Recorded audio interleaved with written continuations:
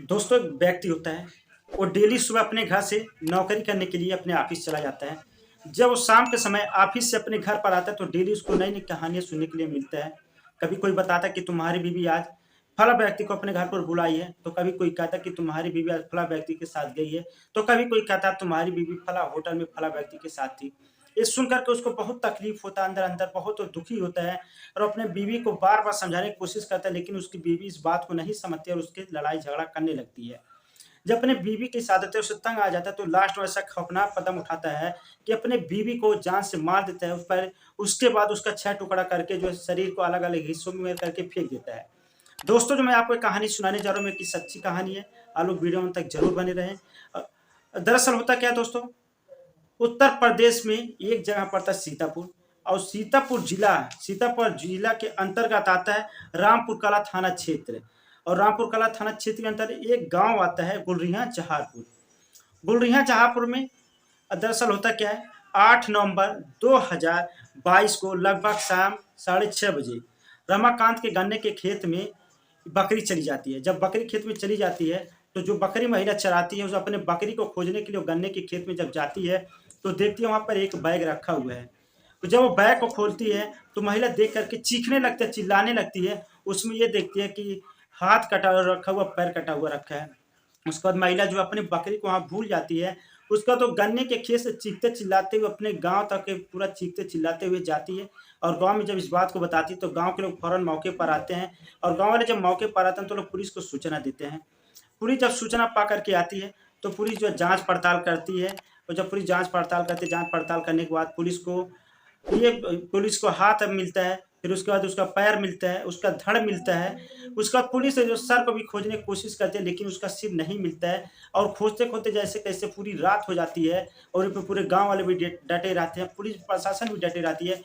Police ये सोच में पड़ जाती है कि ये मर्डर कौन किया, कैसे किया? और गाँव वाले ये जानने की कोशिश करते हैं कि ये कौन है, किस लिए इसका मर्डर किया गया? उसके बाद पुलिस जब वो सिर नहीं मिलती है, तो पुलिस और गाँव वाले वहाँ से चले जाते हैं।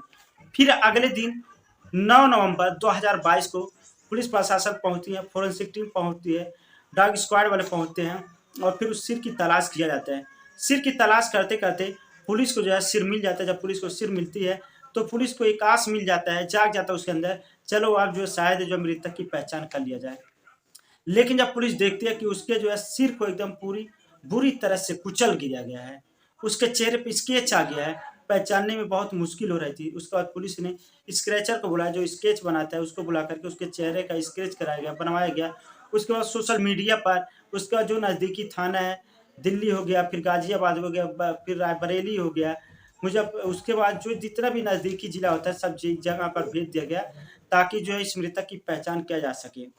उसके बाद पुलिस जो है अब अपराधी को पकड़ने की कोशिश करने लगी। पुलिस जो है जगह-जगह जो है अपनी मुखबिर लगा दी। इस मृतक की पहचान करने के लिए बसों में भी अपनी मुखबिर लगा दी, ट्रेनों में लगा दी, ताकि जो हो सकता है कुछ न कुछ क्लू मिल जाए और जो है अपराधी पकड़ा जाए। लेकिन जो है अपराधी नहीं पकड़ा जाता और पुलिस परेशान हो जाती है।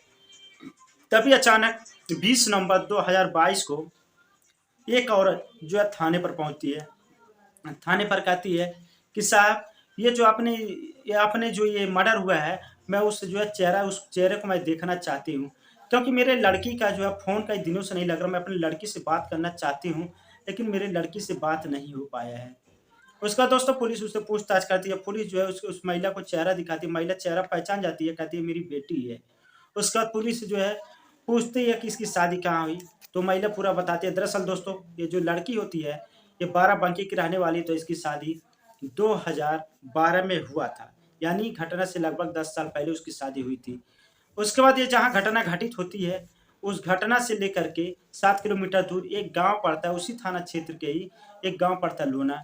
और वहाँ पर पुलिस जब मौके पर जाती है, तो वहाँ पर एक व्यक्ति मिलता है, जो उस महिला का पति होता है।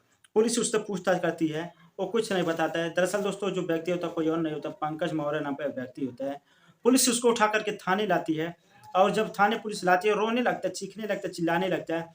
पुलिस कहती है कि तुम नाटक मत करो, जो सच्चाई है तुम सच्चाई बताओ, तुमने अपनी पत्नी को क्यों मारा?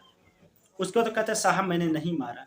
दोस्तों, जब पुलिस उससे कड़ाई से पूछताछ करती है, तो पुलिस को बताता है सारी सच्चाई। और इधर जो है मीडिया रिपोर्ट के अनुसार ये जो महिला थी, महिला को जो है महिला को नशे की दवा खाने की आदत लग जाती थी, वो हमेशा जो नशे की जो है दवा खाती थी, कब उसका कहाँ जो है रात गुज़रता था, किस मर्द के साथ रात गुज़रता था, उसको कुछ पता नहीं रहता था। ये जो मीडिया रिपोर्ट का कहना है। उसके बाद जब पुलिस से पंकज से पूछताछ करती है तो पंकज कहता है कि जब मेरी शादी हो गई थी, शादी के बाद ये पता लगा कि इसको जो है नशे की दवा खाने की आदत है और ये गलत काम भी करती है। मैंने इसको कई दफ़ा समझाने की कोशिश भी किया लेकिन ये नहीं समझी और लास्ट में हमने इसको मार दिया। पुलिस ने पूछा कैसे तुम मारे? तो कहता कि हमने अपने 2 दोस्तों के साथ मिल कर के इसको मारा। पहले हमने इसका गला दबाया, गला दबा कर के इसको हमने मारा, फिर उसके बाद इसका दोनों हाथ काटा, दोनों पैर काटा, फिर धड़ को अलग किया, फिर सर को अलग किया। बैग में बोरा में रख करके अलग-अलग हिस्सों में इसको हमने गन्ने के खेत में फेंक दिए।